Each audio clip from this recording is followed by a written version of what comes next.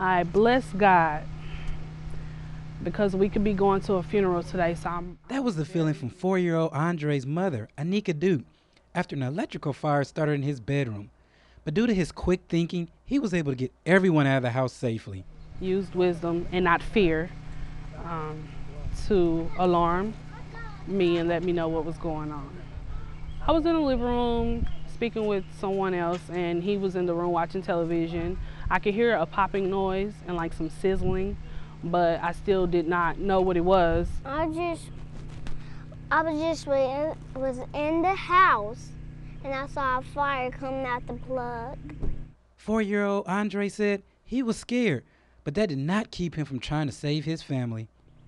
I think I should blow it off. Amongst the items that were burned in the fire, you have a mattress, few books here, and they all seem to have come from this bedroom where the electrical fire started. I'm okay, because the things that we lost are material, and those things can be replaced. My child, me, my mother, we're irreplaceable. And so right now there's nothing. I'm just glad that I'm here.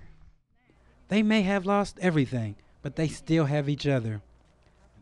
After a tragic morning, Andre gets to enjoy his tricycle. This is Titus Robinson reporting from Indianapolis' east side.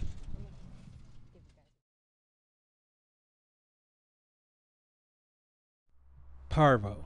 It's a highly contagious virus that can lead to death for dogs. It attacks the intestinal tract and can cause severe diarrhea, vomiting, and loss of appetite. It just spreads through feces, and there was a dog that was dumped and had parvo. The symptoms don't show up the same in adult dogs as they do in puppies. This past weekend, it hit an animal rescue center and dog park in Muncie, Indiana. After 2 puppies died from the deadly virus, the Animal Rescue Fund closed its doors to disinfect the center. But they've been warning everybody. They've bleached the entire facility on a daily basis to try and stop it from spreading. Management is taking extra precautions. Before you enter and after you exit a building, you have to step in these bleach trays. There are no exceptions. After the bleaching treatment, sources said that the virus doesn't seem to have infected any of the other animals, and the rescue fund will reopen April 17th. As for Alex's pit bull, she's fine.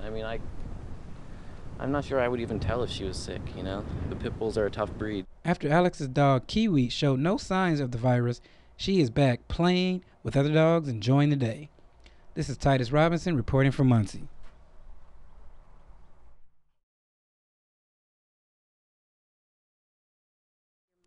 She was very loving and caring. Everybody called her mom. Christina Pug wants to know what happened to her mother's grave. It was all solid. There was no holes here. It was all grassy and pretty. We was able to, the hole's pretty deep. I could stick my leg in there. The family of Cherise Snyder feels like her grave was vandalized, and they want to know why. It's supposed to be resting in peace, and that's not peaceful resting right there. Christina says sheriffs told her they thought maybe an irrigation system was being placed. In that case, I would think some other graves would be done, and you can look around. There's no other graves messed with. Board members say this was unavoidable, but the family feels if this needed to be done, then why weren't they informed? But I figured they'd get a hold of my grandmother or a family member to let them know that this would be done. After speaking with the president of Second Mount Pleasant's Cemetery Board, he says he's not sure exactly how this happened, but he is in the process of getting it fixed. But the family feels there's something more. You can look at all of the graves we've already walked around. There's nothing done to anybody else around here but hers. So for now, it's an ongoing investigation. This is Titus Robinson reporting from Franklin, Indiana.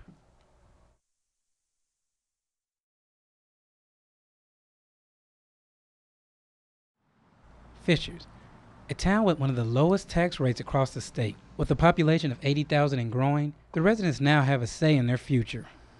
I think it's a big win for the citizens of Fishers and Fall Creek Township. It gives them the right to choose what form of government that they want. The Indiana Supreme Court ruled the town has the right to reorganize with Fall Creek Township. They have 3 options: to stay a town, become a traditional city, or to become a modern city. I think it's always better to be able to have a decision, being able to get yourself informed. If the residents choose to become a city, voters can elect a mayor. If they remain the same, council members will elect the town manager. That's the one thing that I've heard from constituents, is that they don't necessarily tell me what they're going to do. They just say, I want to have the right to choose. Residents that we spoke with today say they don't have an issue whether Fisher stays a town or becomes a city, but they would like to have a say-so in the matter. To be able to know what the pros and cons are on any issue and then being able to have input on that is always better than having somebody take that decision away from you. On November 6th, Becker and other residents will decide the makeup of their government.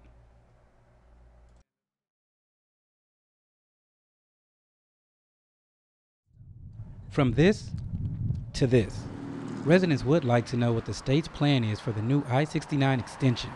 Well, our frustration has been that the state has really done this very quietly. They have not been forthcoming.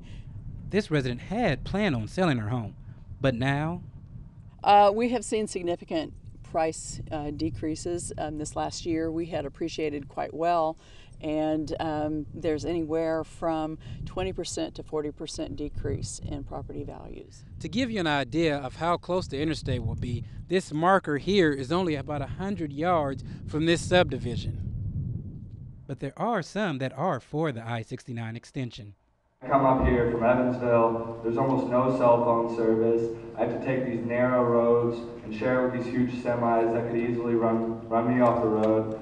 And I just think that residents of Southwest Indiana should have the same access to Bloomington as the residents of people that live north of Bloomington. And some that are against the extension were very creative with some of their tactics. 1/3 of those vehicles, those new ones, will be trucks. Big trucks. Triple trailer trucks. Triple trailer trucks. Triple trailer trucks. And now we're talking about a serious 24/7 perennial headache.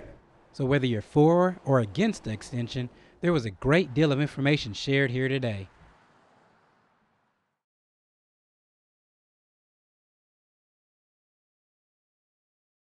The family of Dorothy Hurd now has closure. The 74-year-old's remains were identified by the Grant County Coroner's Office. Yeah, I mean, my portion of it, the coroner's office, was to do identification. And we got that established. Still, after waiting and wondering, the family still prays for guidance. The grandmother that's been missing for 8 months has been found, but investigators are still trying to figure out what led to her death. Really wondering if her nephew did do that, take her and kill her and whatever. I mean, everybody suspects that, but, nobody knows for sure. The nephew, Donald Burns, is a person of interest in the case and is being held on unrelated charges. And when asked, how did they identify the remains? Well, there's always questions whether or not we're going to be able to extract DNA from the bone. And the Indiana State Police Lab was able to do so successfully. With Dorothy Hurd being found, the investigation is only at the beginning.